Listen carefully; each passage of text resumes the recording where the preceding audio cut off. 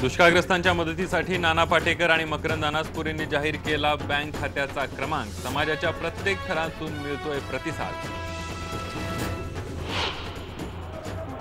मराठवाड्यानंतर आज उत्तर महाराष्ट्रातही राष्ट्रवादीचं जेल भरो आंदोलन। नाशिकमध्ये स्वतः भुजबळ उतरले रस्त्यावर।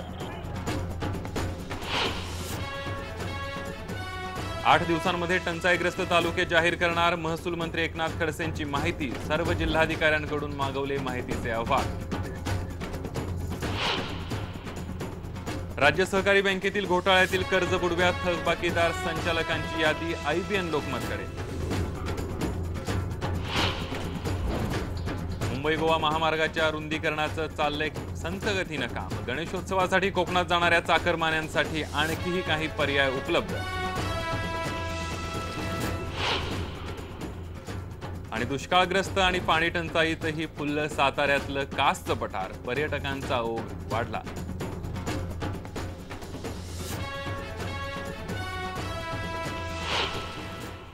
नमस्कार, मी संदीप देसाई। गावाकडच्या बातम्यांमध्ये आपल्या सर्वांचं स्वागत। महत्त्वाच्या बातमीनं बुलेटिनची सुरुवात करूया।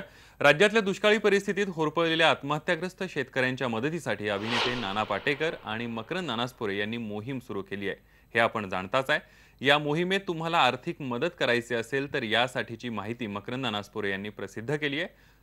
तुम्ही नाम फाउंडेशनला ही मदत पाठवू शकता। त्यासाठी तुम्ही पुढील अकाउंटमध्ये पैसे सुद्धा पाठवू शकता। दुष्काळग्रस्तांना मदत बँक मध्ये करता येईल। स्टेट बँक ऑफ इंडियाचं हे अकाउंट आहे। करंट अकाउंट नंबर आहे 352261274148 आणि त्याचा IFSC कोड आहे SBI N 3 वेळा 0 6319 आणि त्याचा स्विफ्ट कोड आहे SBI NINBB 238।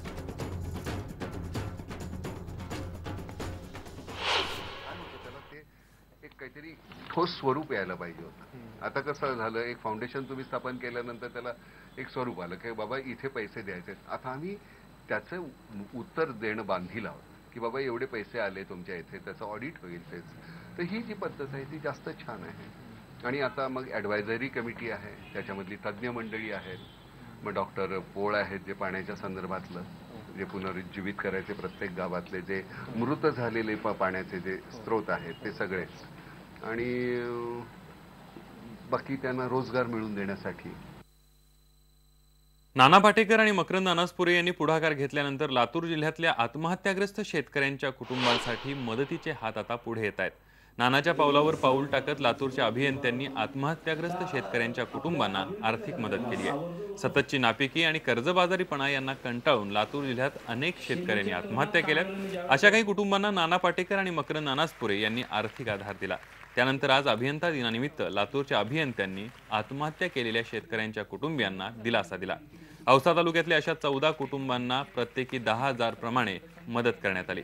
त्याचप्रमाणे सर्व अभियंते मिळून एक गाव दत्तक घेण्याचा विचार करतायत। त्यासाठी पाण्याचं शाश्वत नियोजन करण्याचाही संकल्प आज सोडण्यात आला। आम्ही सर्व अभियंते मिळून आताच 14 शेतकऱ्यांना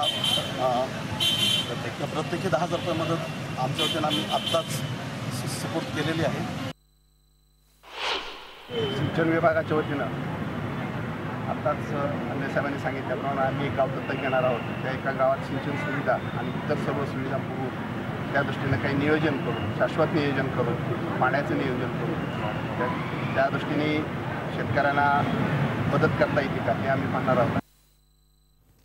राज्यातल्या सर्व जिल्हाधिकाऱ्यांना त्यांच्या जिल्ह्यातील कोणते तालुक्यांमध्ये किती पाऊस पडला आणि याची माहिती मागवली आहे। आणेवारीनुसार कोणते तालुके टंचाईग्रस्त आहेत ही माहिती घेऊन 8 दिवसांमध्ये टंचाईग्रस्त तालुके जाहीर केले जातील अशी माहिती महसूल मंत्री एकनाथ खडसे यांनी दिली आहे। आज दुष्काळ संदर्भातल्या उपसमितीची बैठक झाली आणि त्या अध्यक्ष होते एकनाथ खडसे।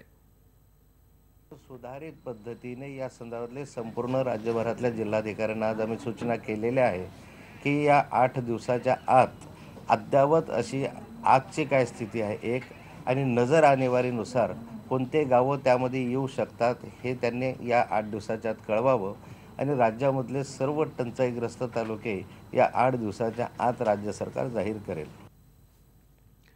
बातमी आहे राष्ट्रवादी काँग्रेसच्या आंदोलनासंदर्भातली. काल मराठवाड्यात जेलभरो केल्यानंतर आज उत्तर महाराष्ट्रातही राष्ट्रवादीने जेलभरो आंदोलन केलं. नाशिक, धुळे, नंदुरबार, जळगाव या चारही जिल्ह्यात या राष्ट्रवादीच्या कार्यकर्त्यांनी ठिकठिकाणी रास्ता रोको आंदोलन केलं. नाशिकमध्ये तर स्वतः छगन भुजबळ रस्त्यावर उतरले, तर नांदगाव मतदारसंघात म्हणजेच मनमाडमध्ये भुजबळ यांचे आमदार पुत्र पंकज यांनी आंदोलन केलं. इकडे जळगावातही माजी खासदार ईश्वरलाल जैन आणि सतीश पाटलांनी आंदोलन केलं. चोपडा आणि नंदुरबारमध्येही राष्ट्रवादीने आंदोलन केलं आणि राष्ट्रवादीचे कार्यकर्ते रस्त्यावर उतरले.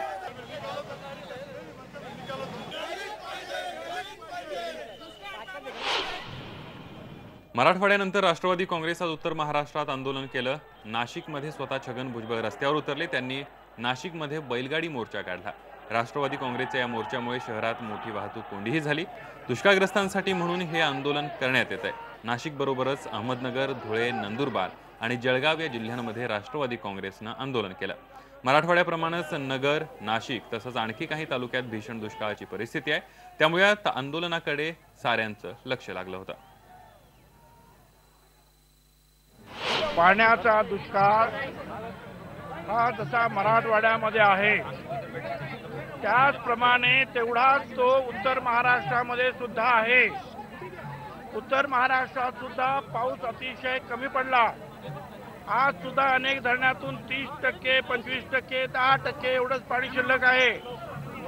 डिसेंबर नंतर नाशिक जिल्ह्यातल्या अनेक तालुक्यांना प्यायला पाणी सुद्धा भेटणार नाही. म्हणून प्यायचं पाणी, शेतकऱ्यांचं कर्जमाफी, विद्यार्थ्यांचं नुकसान होणार नाही म्हणून त्यांची जी फी आहे ती त्यांना देणं, जनावरं जे आहेत ही पाण्या वाचून जे डिसेंबर नंतरची मी गोष्ट सांगतो. आज थोडा बरं आहे पण डिसेंबर नंतर अजिबात चारा सुद्धा भेटणार नाही, जनावरांना पाणी सुद्धा प्यायला भेटणार नाही. अशी अतिशय अवघड परिस्थिती निर्माण झालेली आहे या उत्तर महाराष्ट्रामध्ये आणि नाशिक जिल्ह्यात. अजून परिणामकारकरित्या अशी कुठलीही जी आहे गोष्ट सरकार करत नाही. सरकार फक्त राजकीय भाषण देत आहे. एक लक्षात घ्या, प्रश्न आम्हाला विचारला जातो की तुम्ही 15 वर्षात काय केलं. मी स्वतः माझ्या मतदारसंघात सांगतो, मी शेकडो बांध घातलेले आहेत आणि जलसंधारणाचं 100% काम केलेलं आहे. पण सगळं काम केल्यानंतर सुद्धा जर पाऊसच जर पडला नाही तर हे सरकार काय किंवा मागचं सरकार काय, त्याला दोष देता येणार नाही. पुरंदर तालुक्यातल्या दुष्काळी भागात बऱ्याच प्रतीक्षेनंतर गेले 3-4 दिवसांपासून मुसळधार पाऊस पडतोय. यामुळे सासवडमधील करा नदी पात्र भरून वाहू लागलंय. मात्र करेला पाणी आलं असलं तरी पुरंदरच्या दुष्काळी भागातल्या समस्या सुटू शकणार नाहीत. पिण्याच्या आणि शेतीच्या पाण्याचा प्रश्न सुटण्यासाठी तसंच जनावरांचा चारा पाण्याचा प्रश्न सुटण्यासाठी आणखीही पावसाची गरज आहे. करा नदी ही पुरंदर आणि बारामती तालुक्यातल्या दुष्काळी भागासाठी वरदान आहे. या नदीच्या पाण्यावर जेजुरीतलं नाझरे धरण पूर्णपणे अवलंबून आहे. हे धरण भरलं तर पिण्याची समस्या थोड्याफार प्रमाणात का होईल सुटेल.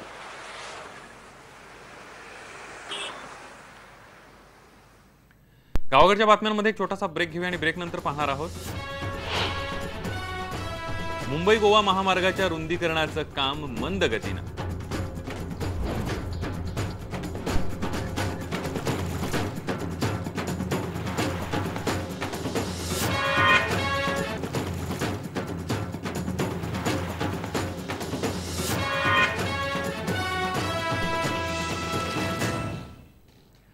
गणेशोत्सवासाठी कोकणात जाणाऱ्या चाकरमान्यांना कोकण रेल्वे आणि मुंबई गोवा हायवे हे 2 पर्याय असतात. मुंबई गोवा हायवेवर वाहतुकीची कोंडी होऊ नये म्हणून रायगड पोलिसांनी विशेष उपाययोजना केल्यात.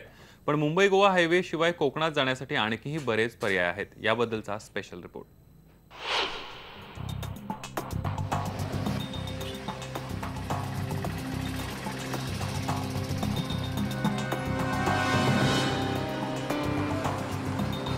मुंबई गोवा महामार्गाच्या रुंदीकरणाचं काम सध्या सुरू आहे. या कामामुळे महामार्गावर ठिकठिकाणी खड्डे पडलेले आहेत.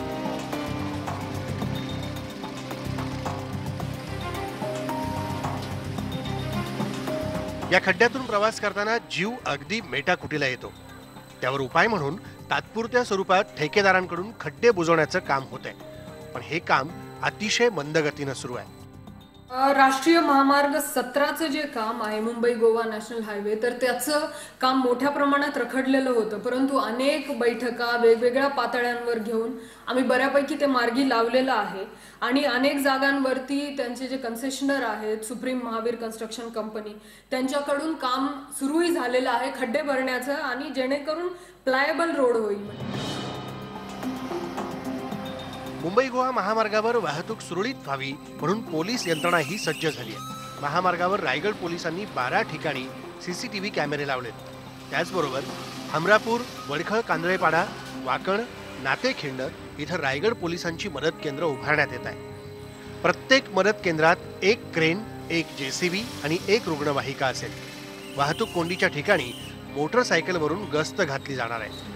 मुंबई गोवा महामार्गावर ट्रॅफिकचे अडथळा होऊ नये, गणेश भक्ताला कोणताही त्रास होऊ नये याच्या अनुषंगाने आम्ही 3 DYSP, 3 PI आणि जवळपास 20 अधिकारी आणि 200 कर्मचारी याचा बंदोबस्त लावण्यात आलेले आहे. वेगवेगळे ठिकाणी आमचे क्रेन्स, ॲम्ब्युलन्स तसेच वाहतूक मदत केंद्र इत्यादीचे व्यवस्था आणि नियोजन झालेलं आहे. वाहतूक कोंडी टाळण्यासाठी प्रवाशांना काही पर्यायी मार्गानेही जाता येईल. त्यामध्ये मुंबई पुणे एक्सप्रेसवे, मुंबई खालापूर, पाली फाटा, वाकण, माणगाव, महाड. दुसरा मार्ग मुंबई पुणे एक्सप्रेसवेवरून सातारा, कराड, कोल्हापूर, मलकापूर, आंबाघाट मार्गे रत्नागिरी. तिसरा पर्यायी मार्ग मुंबई पुणे एक्सप्रेसवेवरून सातारा, उमरज, पाटण, चिपळूण. मुंबई पुणे एक्सप्रेसवेवरून चौथा पर्यायी मार्ग म्हणजे सातारा, कराड, कोल्हापूर, राधानगरी मार्गे कणकवली.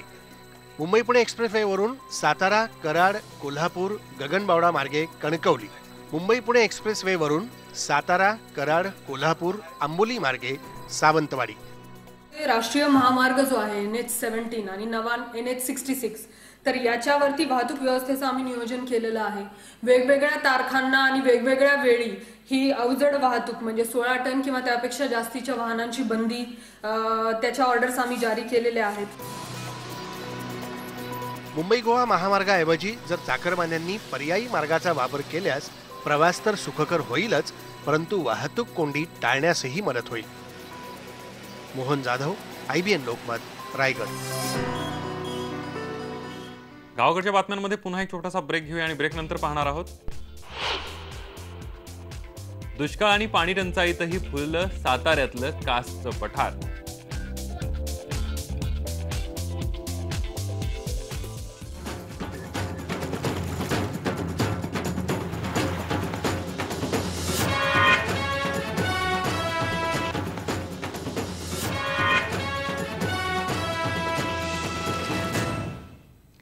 सातारा जिल्ह्यातलं कास पठार रंगीबेरंगी फुलांनी बहरून आलंय.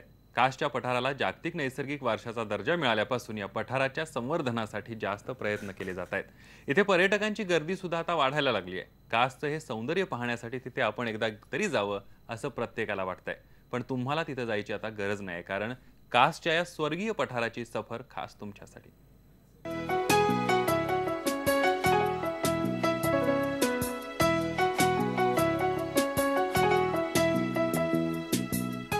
आपल्या सगळ्यांच्या आस्थेचं हे फुलांचं पठार.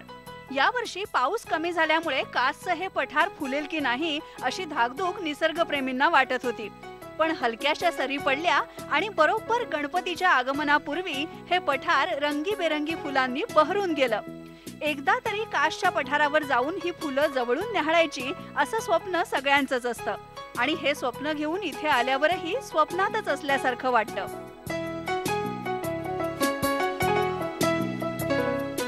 आम्ही पुण्याहून आलेलो आहोत. मी माझी स्कूल ट्रिप इथं घेऊन आलेली आहे. पण आल्यावर आम्ही बघितलं इथले फ्लावर्स, आम्ही जसं ऐकलं होतं त्याप्रमाणे आम्हाला इथं एन्जॉय करायला मिळालं. ज्यावेळेस आम्ही कास पठाराबद्दल ऐकलं त्यावेळेस असा आमचा विश्वास बसत नव्हता की खरंच इतकं सुंदर इथे असेल. पण ज्यावेळेस आम्ही प्रत्यक्षात इथे असं जे पाहिलं त्यावेळेस असा अप्रतिम नजारा इथे पाहायला भेटला. आम्ही खरंच असा परत कुठे दुसरीकडे पाहायला नाही भेटणार. कासचं हे पठार दुर्मिळ जैवविविधतेचं ठिकाण आहे आणि त्यामुळेच या पठाराच्या सुरक्षेसाठी आणि संवर्धनासाठी पर्यावरण प्रेमी प्रयत्न करतात. त्यातच या ठिकाणाला जागतिक नैसर्गिक वारसा म्हणून घोषित करण्यात आलंय आणि त्यामुळे इथे पर्यटकांचा ओघ वाढलाय. गाईड तिथे जे लोक आहेत ते पण पूर्ण सहकार्य करतात आणि त्यांना पूर्ण माहिती आहे. पूर्ण एक एक बारीक झाड सुद्धा, बारीक फुलं सुद्धा हुडकून त्यांनी आम्हाला दाखवली. तिचा अनुभव खरोखर खूप अवर्णनीय अनुभव.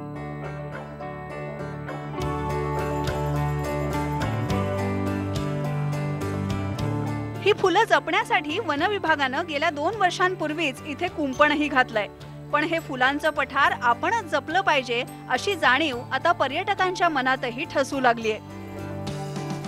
2-3 दिवसात पाऊस चांगला पडल्यामुळं सोनकी, तुमचा तेरडा, 2-3 प्रकारचे तेरडे येतात, गेंद, सीतेचे आशवे, इरोकोलान, चिन्या कावलिना म्हणून, चवर म्हणून आता चांगल्या पद्धतीचा आहे. ड्रॉसेरा 2 प्रकारच्या, ड्रॉसेरा बार्मानी, ड्रॉसेरा इंडिका चांगल्या पद्धतीचा आलेले.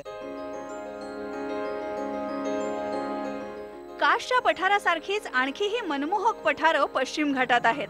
पण कासच्या पठाराची मोहीनीच न्यारी. दुष्काळ, पाणी टंचाई सारख्या संकटातही कासच्या पठारावर छोटी छोटी तृणपाती उगवायची थांबत नाहीत आणि कासचं पठारही फुलणं सोडत नाही. म्हणूनच वाटत राहतं आयुष्य सुंदर आहे. कास पठारावर आल्यानंतर खरं समजतंय की स्वर्ग असेच असेल. साताऱ्याहून तुषार तपासेसह ब्युरो रिपोर्ट, IBN लोकमत. कास पठाराच्या सुंदर सफारीनंतर बुलेटिनमध्ये येतच थांबतोय. ताज्या बातम्यांसाठी पहा फक्त IBN.